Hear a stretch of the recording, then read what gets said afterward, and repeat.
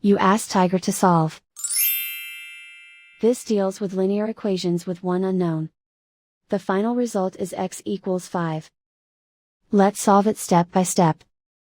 Group all x terms on the left side of the equation. Subtract 8x from both sides. Group like terms. Simplify the arithmetic. Group like terms. Simplify the arithmetic.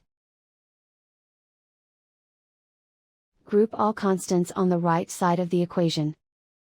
Subtract 60 from both sides.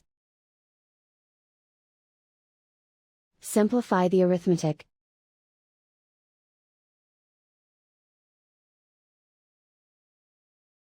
Isolate the x.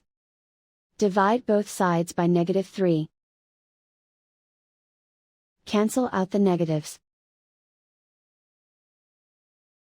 Simplify the fraction. Cancel out the negatives. Find the greatest common factor of the numerator and denominator. Factor out and cancel the greatest common factor. And so the final result is x equals 5.